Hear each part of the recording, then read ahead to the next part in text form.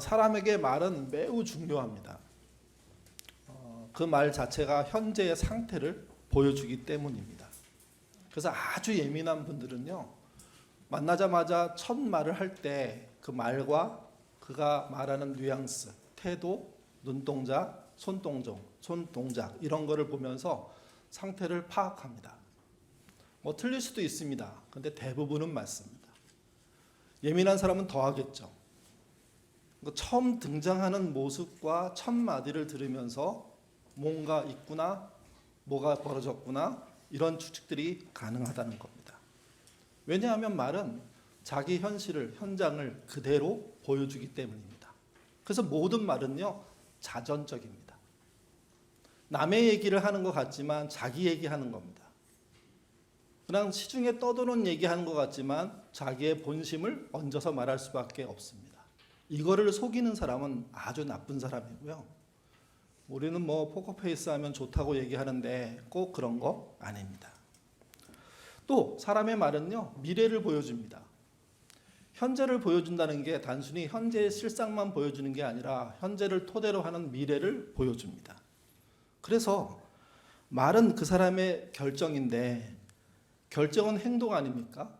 행동은 미래를 향한 결과를 만든다는 의미에서 미래인 겁니다. 그래서 말을 잘 알아들어야 관계가 괜찮아집니다. 잘 못 알아들으면 꼬일 수밖에 없습니다. 예수님이 이 세상에 오셔서 늘 대화가 꼬이는 관계가 있었습니다. 그들이 대제사장, 서기관, 바리새인들, 또 이스라엘의 중심에 있는 사람들이었습니다. 그들은 말 한 가닥, 말 한마디 할 줄 아는 정말 실력자들이었습니다. 많은 사람의 추앙도 받고 또 그들의 말 한마디에 세상이 좌지우지도 되고 또 그들의 결정과 그들의 정책에 의해서 나라가 향방을 결정하게 되는, 그래서 말 꽤나 하는 사람들이 중심에 모여 있었죠. 근데 그들은 번번이 예수님과의 대화에서 실패합니다. 말이 논쟁으로 바뀝니다. 주님의 지속적인 공격은 이거였습니다. 진실한 대화 좀 하자. 좀 진실해라. 너에 대해서. 네가 맡고 있는 일에 대해서가 아니라, 종교적인 책무에 대해서가 아니라 너에 대해서. 왜 너에 대해서 말할 줄 못하냐 하는 식의 공격이 계속 쏟아지는 겁니다. 근데 그들은 그 말을 못 알아들었습니다. 오직 예수님을 함정에 빠뜨리기 위한 목적으로 말을 합니다. 그런 목적으로 선동을 합니다. 함정에 빠뜨리려고 하다 보니까 사실은 본인들이 함정에 빠지는 일들이 발생합니다. 같이 보시죠. 마태복음 15장 10절에서 11절 그리고 18절입니다. 읽겠습니다. 무리를 불러 이르시되 듣고 깨달으라. 입으로 들어가는 것이 사람을 더럽게 하는 것이 아니라 입에서 나오는 그것이 사람을 더럽게 하는 것이니라. 입에서 나오는 것들은 마음에서 나오나니 이것이야말로 사람을 더럽게 하느니라. 그들은 자신의 말이 굉장히 매끄럽고 자신감 있고 근거 있고 역사적이며 동시에 시대를 꿰뚫어 볼 수 있는 힘이 있다고 생각했는데, 주님은 그들의 말이 너를 더럽히는 건 물론이고 너의 말을 들은 모든 사람을 더럽히며 너가 결정한 모든 정책으로 인해서 이 나라가 더럽혀진다고 공격하신 겁니다. 예수님은 꼬투리 잡는 말싸움을 즐겨 하시는 분이 아닙니다. 근데 정말 이상한 말을 하는 사람들 앞에서는 그렇게 하십니다. 결국 그들은요, 예수님 앞에 번번이 함정에 빠집니다. 걸려 넘어집니다. 마음에 나오는 말을 했다고 자기는 생각하지 않는데 마음에 나온 말을 한 것으로 본인도 깨달아지기 때문에 분노하고 주님을 죽일 수밖에 없었던 겁니다. 그렇다면 하나님은요, 실제 어떤 말을 하시는 분일까요? 이것은 예수님이 어떤 말을 하시는 분이냐하고 연결되어 있습니다. 그러니까 원래부터 하나님이 오셔서 꼬투리 잡고 싸우는 분이냐? 그런 분은 아니라는 거죠. 하나님의 아들 예수님도 동일하게 싸우기 위해서 오신 분은 아닙니다. 근데 싸우려고 하는 사람과 같이 서야 하기 때문에 싸움의 현장에 들어가셨고, 그리고 그들과 싸우게 된 겁니다. 무조건 싸우는 게 아니라는 겁니다. 하나님의 첫 말이 뭘까요? 천지 창조의 말입니다. 그 첫 말이 이런 겁니다. 창세기 1장 3절에서 7절 말씀 같이 읽겠습니다. 하나님이 이르시되 빛이 있으라 하시니 빛이 있었고 빛이 하나님 보시기에 좋았더라. 하나님이 이르시되 물 가운데 궁창이 있어 물과 물로 나뉘라 하시고 하나님이 궁창을 만드사 궁창 아래 물과 궁창 위의 물로 나뉘게 하시니 그대로 되니라. 성경이 말하는 하나님의 첫말, 우리가 알아들을 수 있는 첫말은 빛이 있으랍니다. 창조의 말씀입니다. 그 말씀에 대한 반응, 당신의 반응, 자신의 한 말에 대한 자신의 반응은 보기 좋았다라. 좋다는 그 결론에 다다른 겁니다. 사람이 너무 좋으면요, 그냥 좋다는 말 한마디로 모든 걸 표현할 수 있습니다. 주님이 그러셨고 하나님이 그러셨고 그렇게 말씀하신 거죠. 그 시작이 빛이 있으라 하는 말입니다. 빛을 주시고 싶었고 주셨고 주신 걸 보니 너무나 좋았고 이 일이 6번 계속 반복되는 거죠. 창조의 가장 중요한 핵심은 사람이라는 걸 다 아실 겁니다. 그러면 사람을 창조한 후에는 어떻게 반응이 나올까요? 그게 31절입니다. 같이 읽겠습니다. 하나님이 지으신 그 모든 것을 보시니 보시기에 심히 좋았더라. 저녁이 되고 아침에 되니 이는 6째 날이라. 창조의 핵심인 사람을 창조해 놓고 좋았다고 말씀하셨는데 그냥 좋은 게 아니라 심히 좋은 겁니다. 이 좋았다는 표현은 창세기에 그 창조에 7번 나옵니다. 그래서 그 숫자의 의미도 있습니다. 진짜 하나님이 좋아하실 만한 말씀을 하셨고 좋아한 결과가 드러났다는 거죠. 그렇게 사람이 세상에 등장한 겁니다. 사람은 한 명이 아닙니다. 그 이후에 많은 사람들이 생겨나죠. 우리는 창조의 끝이 사람이고 그 창조의 핵심이 사람인 아담이라고 생각합니다. 근데 성경 이야기는 한 걸음 더 나갑니다. 아담 다음에 사람이 있죠. 그가 하와입니다. 하와가 천지 창조의 목적에 의해서 볼 때 창조의 결정체라고 할 수가 있습니다. 하와가 창조돼서 할 수 있었던 일이 뭘까요? 그게 결정체의 내용입니다. 아담은 사람으로서 창조된, 그래서 모든 피조물보다 가장 뛰어난 존재로서의 창조의 결과라면 사람 중에 창조를 봤을 때 끝은 하와라는 거죠. 그리고 하와는 뭘 하는 존재로 등장했느냐? 이게 창조에서 하나님이 의도하신 가장 중요한 핵심입니다. 그 말씀이 2장 18절입니다. 오늘 본문이죠. 읽겠습니다. 여호와 하나님이 이르시되 사람이 혼자 사는 것이 좋지 아니하니 내가 그를 위하여 아담이 혼자 사는 것이 좋지 않아서 이 말은 아담과 동행할 존재가 필요해서 라는 말로 이해하셔야 됩니다. 이 구절을 무조건 결혼 이렇게 연결하는 것은 사실은 사람 관계 전체를 봤을 때는 맞는 말이 아닙니다. 물론 하와는 아담과 결혼한 존재입니다. 부부입니다. 그 부부의 관계가 모든 관계의 기초임을 이 본문은 또한 드러내고 있기 때문에 결혼을 무조건 하지 않겠다 하는 것이 옳으냐? 그것도 또 아니라는 거죠. 어쨌든 아담에게 하와의 등장은 18절은 돕는 배필이라고 얘기했고 이것은 좀 더 유연하게 해석하면 동행할 존재란 뜻입니다. 돕는 배필이라는 말은 주의하셔야 됩니다. 이게 시대마다 해석이 막 달라지고 있는 본문 중에 하나거든요. 옛날에 돕는 배필은 이런 거였습니다. 여자가 남자의 필요를 채운다는 겁니다. 좀 죄송한 표현이지만 수발을 들듯이 도와서 남자가 하는 일을 쫓아가는 존재를 여자라고 이 본문을 가지고 해석을 했습니다. 이건 일방적인 해석입니다. 남자 중심적인, 가부장적인. 이런 해석이 그동안 온통 지배했습니다. 최근에 한국교회 안에서도 그랬던 거죠. 근데 돕는 배필이란 기본적으로 쌍방의 역할입니다. 아담이 도움을 받을 때가 있다고 하면 하와가 도움을 받을 때가 있는 겁니다. 아담이 도울 때가 있다면 하와도 도와야 하는 겁니다.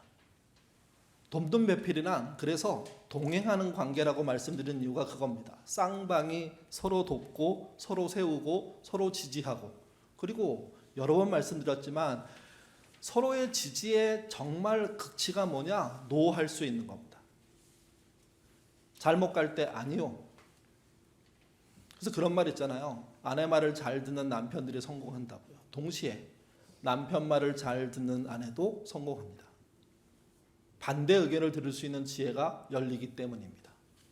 돕는 배필은 그래서 상호, 쌍방 간에 주고받는 겁니다. 그런 정신의 결혼관이 훨씬 더 건강한 겁니다. 요즘 어르신들이 느끼실 겁니다. 자녀 세대가 자기 세대와 같지 않다는 것을. 그것 중에 하나가 부부 관계의 틀 자체가 예전과 완전히 달라졌다는 겁니다. 돕는 배필을 잘 해석하고 잘 의미 있게 확대할 필요가 있는 거죠. 아담에게 하와를 하나님이 주신 것처럼 생각하지만 아니요. 이제 그들은 동행하는 관계가 된 겁니다. 또 동행하는 관계란 부부만 말하는 게 아닙니다.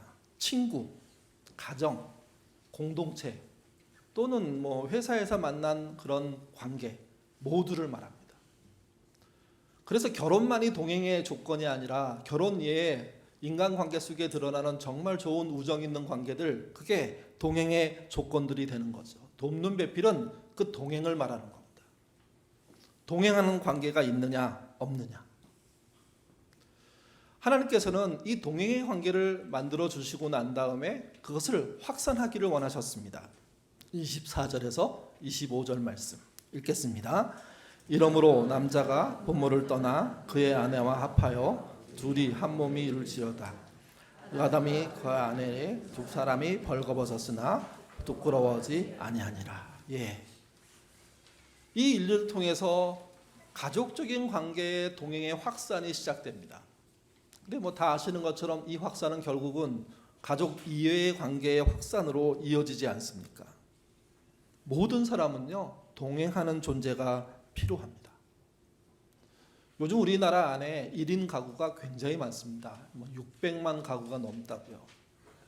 전체 우리나라의 가구 수가 2천만 가구가 좀 넘거든요. 근데 600만 가구가 1인 가족입니다. 또는 1인 가정입니다. 여러분, 3분의 1 이상이 혼자 삽니다. 혼자 사는 사람이 내가 결혼하지 않아서 그래서 나는 세상에서 어려운 존재야 이렇게 생각하는 건 틀린 말입니다. 혼자 살아도 동행의 관계들을 만들 수 있고 그 동행이 이루어진다면 부부관계 못지않은 그런 결론에 이르게 되는 거죠. 아쉬운 건 이런 하나님의 동행의 확산까지 선물 받은 사람들이 타락했다는 겁니다. 타락은 사람이 하나님의 말을 듣고 순종하는 것에서 벗어난 겁니다. 또 동행할 기회를 선용하지 않게 되는 겁니다. 그래서 인생은 생각같이 쉽게 풀리지 않습니다. 이것을 동행의 난맥상이라고 얘기합니다. 동행은 쉬울 것 같았는데 그게 아니라는 거죠. 갈수록 어려워진다는 거죠. 물론 우리 안에는요, 동행이 굉장히 쉽고 잘 되는 분이 있을 수 있습니다. 확인해 보지 못했지만. 근데 대부분의 분들은요, 동행의 난맥상에 자주 부딪힙니다. 어떤 해에는 A와 어떤 해에는 B와 어떤 해는 여러 명과. 동행이 가능할까? 그래서 헤어지기도 하죠. 부부만 헤어지는 게 아닙니다. 일하다가 심지어 교회를 같이 다니다가 헤어질 수 있게 되는 이 난맥상 앞에 부딪힙니다. 난맥상을 만난 사람들은요, 자유롭지 못합니다. 절망하고 좌절하고 나라는 인간이 이 정도밖에 안 되는구나 바닥을 보고, 그러면서 또 다시 어떻게든 살아야 되니까 일어서야 되니까 괴롭지만 그 창피하지만 그 무너진 것을 가지고 다시 일어서는 거죠. 우리 안에 그렇지 않은 사람들은 없을 거라고 생각합니다. 동행의 난맥상을 극복하는 여러 가지 방법이 있습니다. 그 중에 하나가 에펠탑의 교훈입니다. 1889년에 프랑스 대혁명이 있고 난 다음에 100년이 지나서 프랑스에서 만국 박람회가 열렸습니다. 그때 구스타프 에펠이 에펠탑을 프랑스 중앙에 세웠습니다. 정부의 정책이고 또 나름 프랑스의 위상을 높이는 행동이었지만 당시 프랑스 사람들, 파리 사람들은요 정말 싫어했답니다. 저걸 왜 지어? 국가적인 국민적인 반대가 일어났답니다. 그래서 여자의 일생을 쓴 모파상이라는 그 유명한 작가가 매일 아침에 에펠탑 밑에 있는 레스토랑에 가서 밥을 먹었대요. 그래서 왜 그러냐고 물어봤더니 잠깐이라도 에펠탑을 보고 싶지 않아서. 그 밑에 있는 레스토랑에 가면 에펠탑은 안 보일 거 아니에요. 이 말이 유명한 말인 것처럼 그 시대 에펠탑은 프랑스 사람에게는 정말 흉측한 거였습니다. 이렇게 아름다운 도시에 저렇게 흉물스러운 철제 구조물을 세운다고? 또 반대도 심했고 철거 위기도 있었던 거죠. 근데 박람회가 끝나면서 에펠탑은 유명해집니다. 프랑스를 다녀갔던 사람들이 박람회 이야기보다는 에펠탑 이야기를 더 많이 합니다. 거기 가면 어마어마한 탑이 있다고, 대단하다고. 그리고 외국인들이 그거 보려고 몰려옵니다. 지금도 그거 보러 몰려가지 않습니까? 흉물이요, 갑자기 명물로 인식 전환을 시작합니다. 에펠탑이 그렇게 하는 거 아닙니다. 에펠탑을 싫어했던 사람들의 생각이 바뀌는 겁니다. 저것이 세워지고 난 다음에 방문자가 늘어나고 그것에 대한 수입이 늘어나고 그래서 우리가 살기 괜찮아지면서 그래 우리를 살기 좋게 하는 에펠탑을 미워할 이유가 있냐? 오히려 그들의 자부심으로 옮겨 놓습니다. 이걸 에펠탑 효과라고 합니다. 정말 보기 싫은데 그 보기 싫은 걸 오래 가까이 두고 있다가 가치를 발견하면 그건 보기 싫은 게 아니라 싫은 게 아니라 나쁜 게 아니라 좋아지고 보고 싶고 가치 있게 소유하게 되는 존재로 바뀐다는 거죠. 동행의 난매성을 푸는 방법 중에 하나입니다. 싫지만 같이 살게 되니까 같이 만나게 되니까 좋아지는 사람들이 있다는 거죠. 또 한 가지는 부모 자식 간의 난맥상을 푸는 교훈도 참 많습니다. 애굽살이를 하던 히브리 노예 그 중에 아므레 요게벳 부부가 있었습니다. 그에게는 두 자식이 있었습니다. 7살에서 6살로 추정되는 미리암 딸이죠. 또 3살로 추정되는 아론. 두 아이를 낳고 살다가 어느 날 셋째를 임신했습니다. 당시 히브리 사람들의 번성하자 애굽 왕실은요 긴장했습니다. 남자가 점점 늘어나면 힘이 더 세질 것이고 그들이 반란을 일으키면 방법이 없다. 이렇게 생각한 애굽의 왕은 그리고 그들의 그 관료들은 이스라엘 히브리 사람들의 아들이 태어나면 죽이기로 결정하고 그 명령을 엄중하게 내립니다. 그래서 실제 태어난 아이들이 산파에 의해서 또 심지어 부모에 의해서 내다 버림을 당하거나 죽임을 당하거나 하는 일들이 벌어져서 정말 히브리 사람들은요 초장집이 됐습니다. 근데 그때 아므람과 요게벳도 셋째를 낳게 된 겁니다. 셋째 낳을 때 어떻게 고민이 없겠습니까? 생명이 위협을 당하는데 산파들이 도와준다고 한들 그 나라의 감시와 추적을 막아낼 방법이 없고요. 아이는 자라게 될 것인데 그래서 우는 소리가 날 것인데 그 우는 소리를 막을 방법이 없습니다. 지레 겁먹은 사람은 먼저 아이를 버리거나 죽이는 일로 선택했고 그러나 이 부부는요 그렇게 할 수는 없었습니다. 그래서 3개월을 키웁니다. 3개월을 키우고 견디게 되는 길들을 찾아가죠. 그 길들은 정말 하나님의 은혜이고 또 우연과 연결된 정말 놀라운 일들입니다. 결국 그가 우리가 알고 있는 모세가 되지 않습니까? 그때 죽었으면 모세는 없습니다. 근데 모세의 부모가 그 아이를 어떻게 키울 수 있었을까요? 구약 성경에는요 그 이유가 안 나옵니다. 근데 신약에 와서 그 이유에 대한 해석이 두 군데 나옵니다. 하나가 히브리서고 하나가 사도행전입니다. 먼저 히브리서 11장 23절 읽겠습니다. 믿음으로 모세가 낳았을 때 그 부모가 아름다운 아이임을 보고 석 달 동안 숨겨 왕의 명령을 무서워하지 아니하였습니다. 부모가 아이를 아름답게 봤답니다. 아름답게 보지 않을 아이가 어디 있습니까? 어떤 부모가 자기가 낳은 아이를 이상하게 보겠습니까? 제가 지금도 약간 욕먹고 있는 게 하나 있는데, 저희 집 큰아이가 태어났을 때 바로 제가 일하던 곳에서 보내주지 않아서 늦게 갔습니다. 가서 이제 아이를 만났는데 제 마음속 딱 보는 순간 왜 이렇게 못생겼지? 이거를 속으로 생각해야 되는데 말로 해버린 겁니다. 우리 딸이 아마 그 기억하고 자기는 어렸을 때 기억 다 난다고 가끔 협박하는데 아마 그 내용 중에 하나가 그거라고 생각합니다. 정말 볼 때 이쁘지 않았습니다. 왜냐하면 갓 나온 아이가 그 이렇게 하얀 거 묻어 있고 한 아이가 이쁘다? 그건 진짜 신기한 눈이죠, 이게. 저는 사실적인 눈을 가졌다고 빡빡 우겼지만, 근데 그거는 말도 안 되는 이야기로 다 짓밟혔죠, 전부 다. 여기 보시면 아름다운 아이임을 보고 이렇게 표현합니다. 아이를 낳아서 그 어렵게 낳아서 그 위기 속에 낳아서 이 아이의 운명을 벌써 그 나라가 쥐고 있는데 그 아이를 보는 순간 키워야 되겠다 하는 마음이 들었다는 거죠. 아름다워서 키워야 하겠다는 뜻이 아닙니다.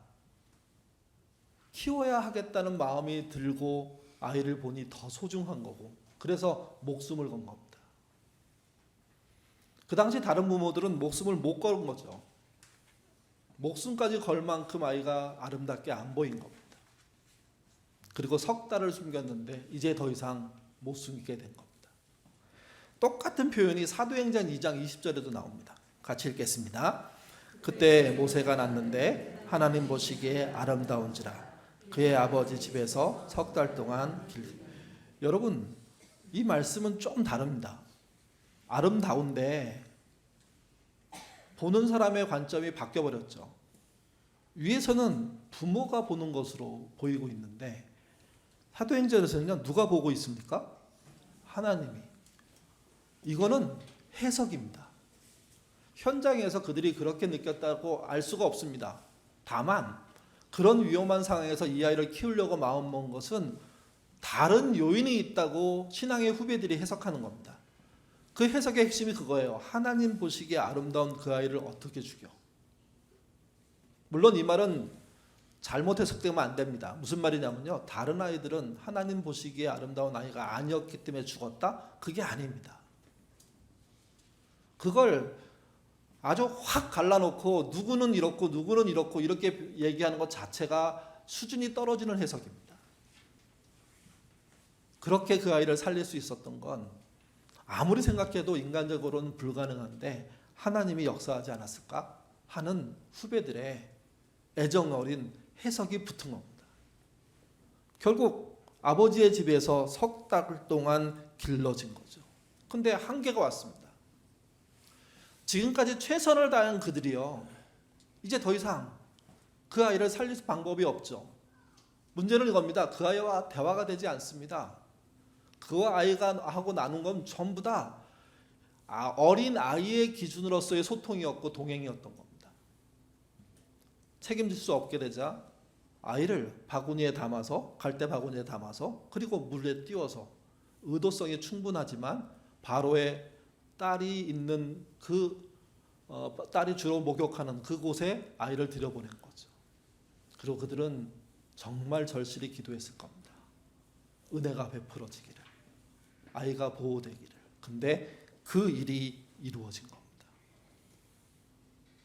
동행의 절벽에 서서 난맥상 정도가 아니라 끝장나는 그런 상황 속에서 그 동행을 이어가려고 했던 최선이 얼마나 간절했는지를 보여주는 것이고, 그 결과가 무엇인지를 보여줍니다. 그 결과가 모세입니다. 모든 사람이 똑같이 했다고 해서 똑같은 결과에 이르는 거 아닙니다. 유일한 결과일 가능성이 높습니다. 그때 우리는 잊지 않아야 됩니다. 동행의 난맥상을 그냥 덮어놓고 지낼 수는 없다는 거죠. 그 상황을 어떻게든 깨고 나갈 수 있는 방법들을 찾아야 된다는 겁니다. 에펠탑 효과라는 것이 싫은 것을 보다 보니 좋아진 거라면 모세의 부모가 선택한 건 역시도요, 위험한 상황인데 견디다 보니까 그 견딤의 끝에 길이 있었다는 거죠. 둘 다 결론이 위로입니다. 동행을 통해서 너무도 큰 하나님의 손길을 보는 위로라는 거죠. 물론 에펠탑은 신앙적인 면으로 해석할 수 없습니다. 사회적인 현상이지만 모세의 이야기는 충분히 신앙적으로 볼 수가 있는 겁니다. 또 하나, 동행의 난맥상에 대한 경고도 있습니다. 가나안 정탐 이후에 이스라엘 사람들이 보고할 때 아주 부정적인 보고를 쏟아놓지 않습니까? 그때 그 쏟아놓는 보고의 핵심을 하나로 말이라고 합니다. 말, 너희의 말. 그 말에 대한 하나님의 말씀입니다. 민수기 14장 28절 말씀 같이 보시죠. 설교에는 없고요, 화면에만 나올 겁니다. 보여주세요. 어디 가셨습니까? 예, 어떻게 다 같이 읽겠습니다. 그들에게 이르기를 여호와의 말씀에 내 삶을 두고 맹세하노라. 너희 말이 내 귀에 들리는 대로 내가 너희에게 행하리니. 이게 가나안 정복의 정탐 이후에 실패를 표현할 때 하는 말인데, 그때 하나님이 사람에게 알려준, 하나님이 어떻게 사시는지 어떻게 반응하시는지를 알려준 하나의 통로인데, 그게 그겁니다. 너희 말이 내 귀에 들리는 대로 내가 너희에게 행한다. 이 말씀은 사실은 이 사건에 국한되는 표현입니다. 근데 여러분, 이 사건에 국한되는 표현이기도 하지만 동시에 우리의 삶을 들여다볼 때 우리가 한 말이 우리에게 돌아온다는 이 이야기를 생각해 보면 이게 출애굽 얘기, 그 가나안 정복 얘기만이 아니라 우리에게도 연결될 가능성이 충분히 있는 말로 여러분 들으셔야 됩니다. 말한 그대로. 가수 이적이 말하는 대로라는 노래를 불렀습니다. 아시는 분은 아실 겁니다. 이 노래가 개그맨 유재석 씨 20대 이야기를 듣고 만든 노래라는 걸. 그 당시 그 개그맨은 무력감 속에 반복되는 일상을 살고 있었습니다. 그럼에도 포기할 수가 없었습니다.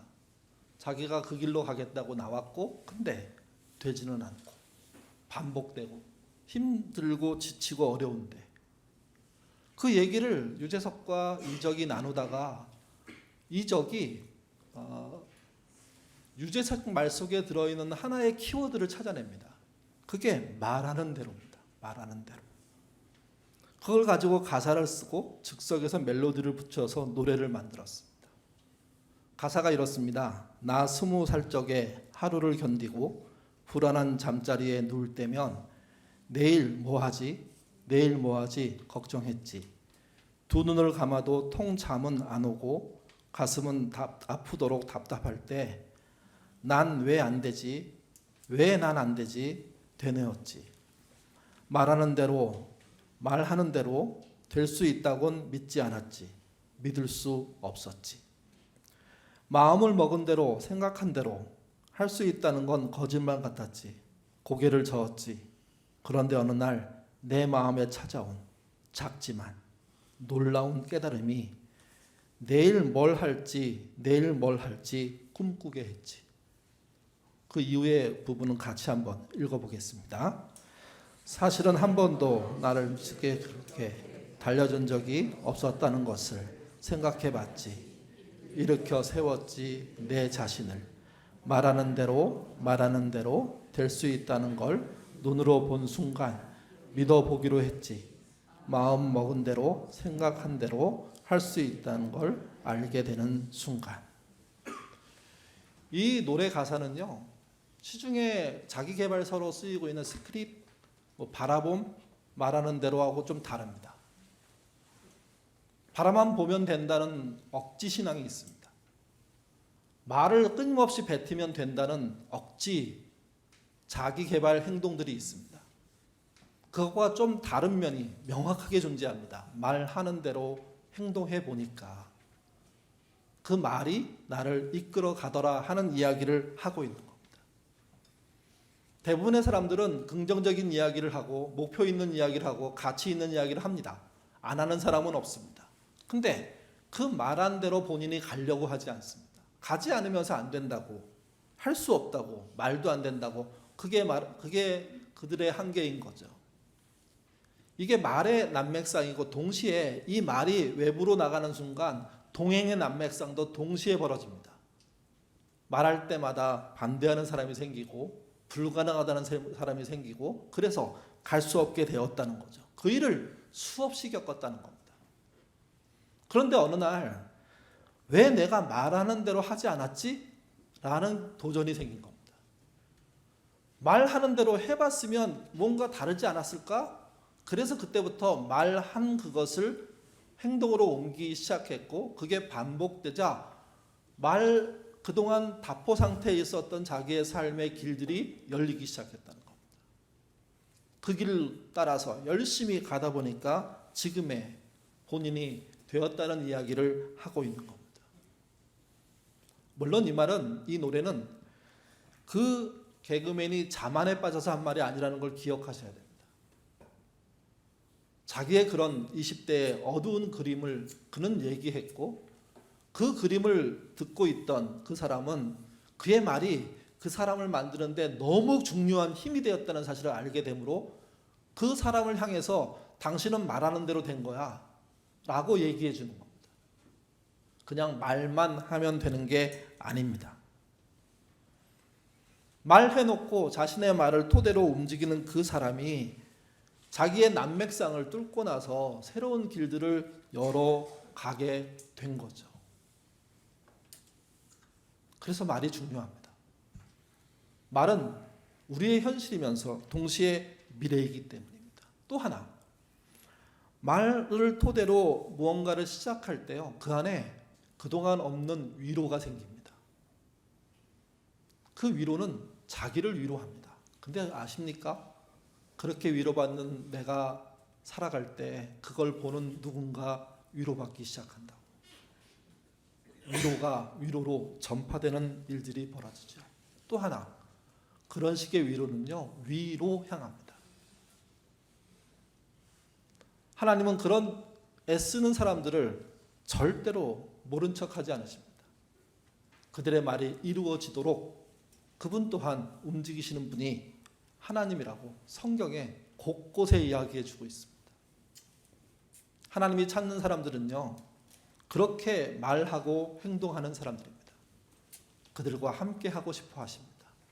그들의 뜻들을 이루어지면서 잘했다고 칭찬하고 싶은 분이 그분이십니다. 사랑하는 예인가족 여러분, 지난 한 해 어떤 말을 해오셨습니까? 그 말이 여러분의 동행에 어떤 유익을 끼치고 어떤 해를 끼치셨습니까? 유익하다면 확대하고 확장하십시오. 그게 여러분에게 해가 되고 어려움이고 난맥상이 됐다면, 그러나 거기서 포기하고 문 닫고 주저앉고 도망가서는 안 됩니다.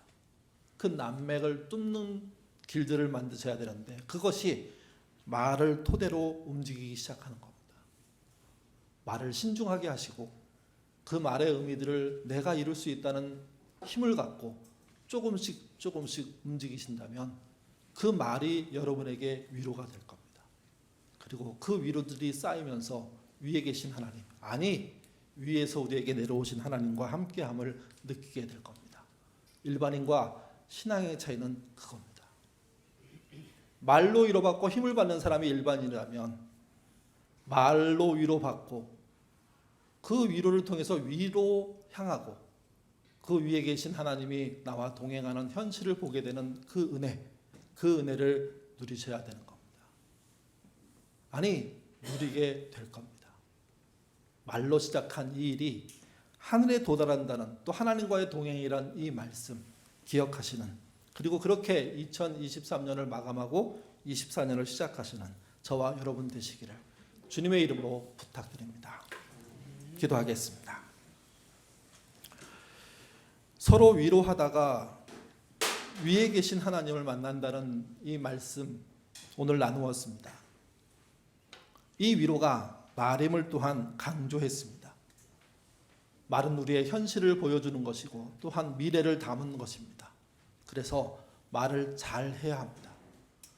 억지로, 어거지로, 꾸며서 거짓말을 해야 돼서는 안 됩니다. 진실되게 내 이야기를 할 수 있는 신자 될 수 있도록 도와주시고, 그 말을 토대로 행동할 줄 아는 믿음의 사람들 되도록 인도하여 주시옵소서. 한 가수가 동료 연예인의 이야기를 듣고 말하는 대로라는 말은 키워드를 꺼냈습니다. 그 말을 곱씹어 들어보면 틀린 말이 없습니다. 일반 계시 속에 살아가는 사람들도 자신의 말 속에 들어있는 힘들을 느끼고 있는데, 신자로서 사는 사람들이 그 말의 힘을 못 느낀다면 우리는 끊임없이 난맥상에 부닥치고 실망하게 될 것입니다. 우리가 풀어가야 될 모든 문제의 단초가, 실마리가, 시발점이 우리의 말 속에 있다는 사실을 알게 하시고, 그 말이 하나님과 어떻게 연결될지를 고민하며 그 말을 토대로 걷는, 시작하는, 용기 있게 도전하는 우리가 되도록 이끌어 주옵소서. 2023년 마감의 말이 무엇인지 한번 생각해 보게 하시고, 또 2024년 첫 말을 뭘로 해야 될지 고민해 보는 그런 하루 될 수 있도록 인도하여 주시옵소서. 그리고 진정한 말을 토대로 시작한 그 인생들이 실패하지 않도록 이끌어 주시는 하나님이 있음을 잊지 않게 하시고, 또 위로하는 일이 얼마나 큰 일인지 알게 하셔서 우리의 말을 위로하는 자리에 쓰는 지혜 갖도록 도와주옵소서. 우리가 말을 통해서 위로할 때 우리의 위로가 위에 계신 하나님께 통한다는 사실을 잊지 않게 하시고, 그 위에 계신 하나님을 향하여 하는 말이구나 하는 믿음 갖도록 도와주시옵소서. 이제 한 해를 마감하고 새해를 시작하겠습니다. 우리 안에 어떤 말부터 해야 될지 한번 고민하고 그 첫 마디를 잘 내놓는, 그래서 모두가 위로가 되는 그런 출발되도록 도와주시옵소서. 감사하며 예수님 이름으로 기도드립니다. 아멘.